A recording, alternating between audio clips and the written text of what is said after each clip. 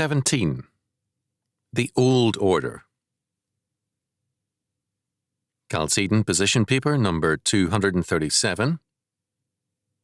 This paper was never published, but was originally numbered as number 210, 1997. Writing in 1896 in The School of Plato, F.W. Bussell, an Oxford scholar, held that we are about to inaugurate a regimen of severest coercion. Page 70. At that time, the 20th century, soon to begin, was to most the dawn of freedom and science. The world was seeing the decline of tyrannies, the rise of science, dramatic inventions, and the spread of freedom. Bussell, however, saw the end of laissez-faire and the rise of status controls. But the future was grimmer than the learned Bussell foresaw. In 1900, Europe and America governed most of the world. The only other power was Japan. Much of the world was either a colony of Europe or to some degree controlled by it. Only one basically non-European empire remained, Ottoman Turkey, known as the sick man of Europe. At that time, Turkish power in Central Europe was very extensive.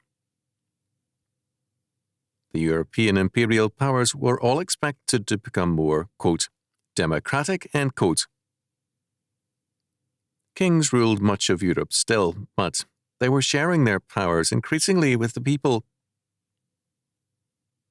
To read bound volumes of periodicals of 1899 or 1900 is to see a great confidence in the future of man, under freer rule, and in advancing science, technology, and capitalism.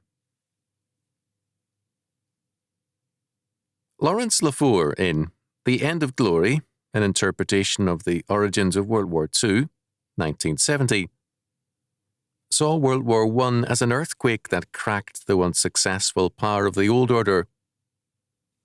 The events that followed were no less shattering, and they provided graveyards for the old order. The old economics were faltering. The unquestioned world leadership of the white man gave way to a very different order. The world supremacy of the Atlantic community gave way to the Pacific, and the center of the world's economy shifted to the U.S. West Coast, led by California and Alaska, to Japan, Korea, Taiwan, China, Malaysia, Indonesia, Singapore, Australia, New Zealand, etc. The European community, an effort to counteract this specific trend, and perhaps especially to meet the competition of Japan and the United States, tended to create new problems thereby. It was a radically different world. The major American universities were beset by demands for preferential treatment for American black students, while Asian students were, without any preferential treatment, outdoing all other groups. The old racial myths were giving way to new realities. Meanwhile, some Americans who spent time in Europe saw much of it as so paganized that a basic Christian missionary movement was needed there. A Christian pastor from Africa told me that Americans' black ghettos were terrifying places, and perhaps a growing African church might soon send missionaries to the inner city jungles. What had happened? The West, having forsaken God, was being forsaken by God. While white American students played and or demonstrated their way through colleges and universities, Asian students were supported by family and relatives and rewarded for doing well. The work ethic had left too many Americans. I asked one man close to the academic scene to describe American youth.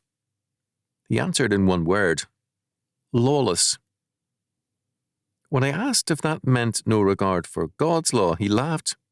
No, he meant no regard for any law, parental, academic, or otherwise. Basically, they were self-indulgent. The Asians were unfair competition. After all, we're only young once, and college should be a happy interlude. They were clearly a part of the suicide of the old order. The story does not end here, however. A growing number of Christians and homeschoolers are dedicated students and a nucleus for re-Christianization. A network of Christian action and leadership now unites Christians of various races and continents. The Christian future which is emerging is postmodern and deeply rooted. The old political divisions are bypassed, and Christian priorities now govern. The vision now is not American or European, but Christian. One advantage is the intense hostility the Christian community increasingly faces, at least in the United States. Slowly but surely, it is compelling Christians to recognize that compromise is suicidal and that only an unequivocal and consistent Christian faith can stand in a time of testing. Thanks should be offered for the intense hatred expressed by the anti-Christians. It is waking up many to the fact that friendship with the world is enmity to God. We find that many refuse to associate with us, lest they be tarred with the same hostility, which is both sad and amusing. There is no escape from testing, and to avoid commitment leads to judgment. Actually, this is a glorious time to be alive, because it is a time of battle over the most fundamental issues. Not necessarily an easy time, but a good time.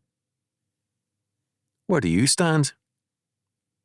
A dying world cannot be a good place to settle in.